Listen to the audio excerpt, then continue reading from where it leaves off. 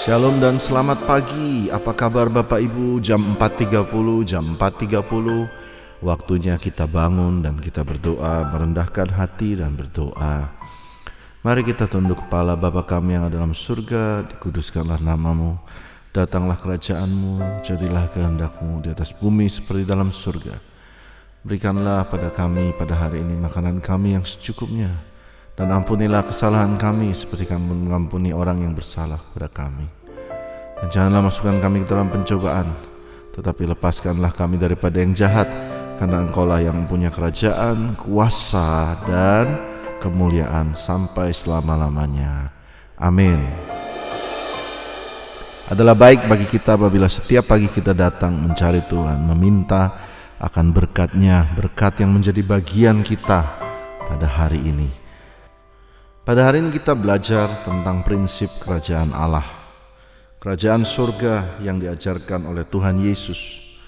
Di dalam kerajaan surga ada penyediaan Tuhan, di dalam kerajaan Allah ada pemeliharaan Tuhan. Dalam kerajaan surga juga ada kuasa. Nah, pada hari ini kita akan belajar tentang seorang bernama Paulus.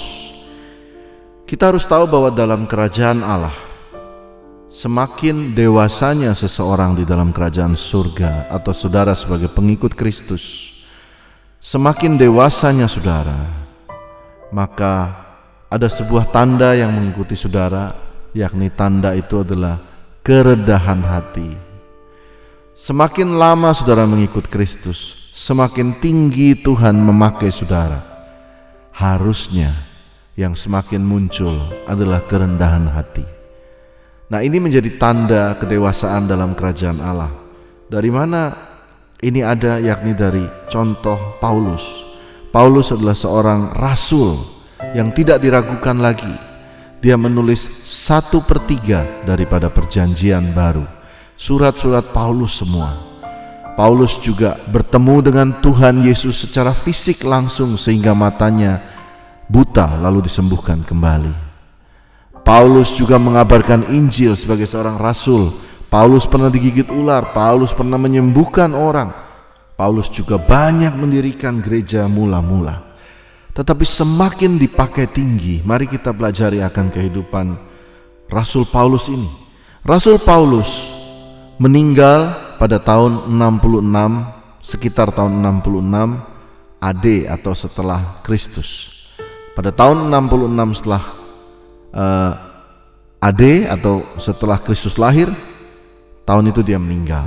Nah, Paulus ini mengenal akan Tuhan Yesus itu pada umur sekitar 36 tahun. Jadi dia mengenal Tuhan 30 tahun. Sekitar 10 tahun sebelum kematian Paulus, Paulus menuliskan dalam 1 Korintus 15 ayat 9. Dia tulis begini, "Aku yang paling hina dari semua rasul."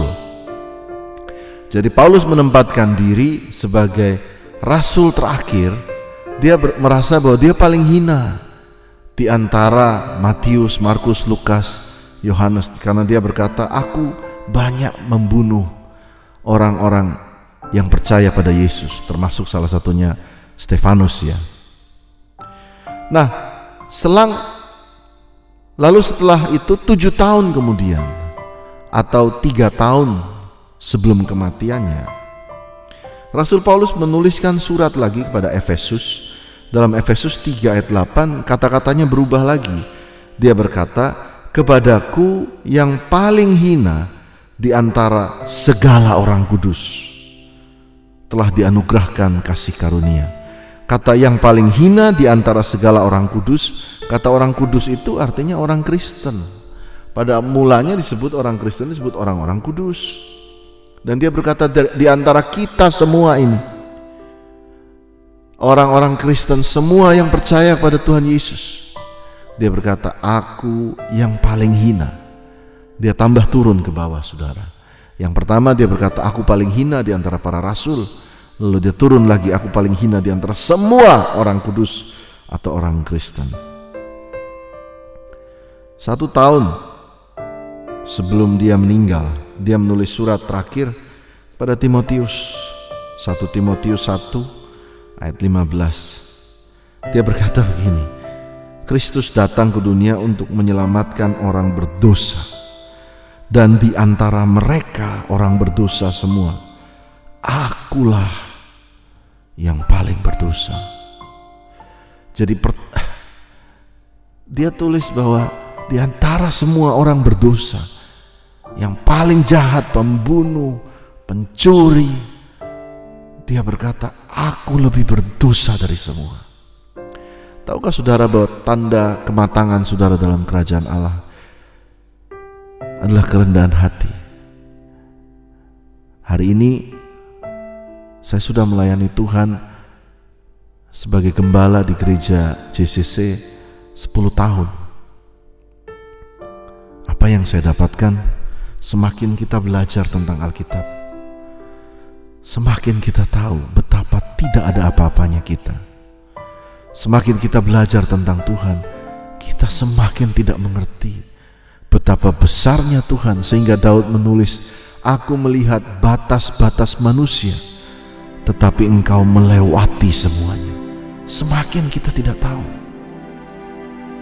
semakin dalam engkau masuk bersama Tuhan, harusnya semakin rendah hati kita. Hari ini, pagi ini saudara, di mana engkau? Apa engkau berasa aku yang paling kudus, aku yang paling benar? Atau engkau merasa, ya Tuhan, hanya oleh karena anugerah-Mu aku bisa ada sampai hari ini. Aku terima semua keputusan-Mu, baik dan buruk dalam hidupku, karena hanya boleh hidup saja. Itu adalah kasih karunia. Saya percaya saudara akan diberkati bila punya hati yang selalu mau merendah. Tuhan Yesus memberkati saudara pada hari ini.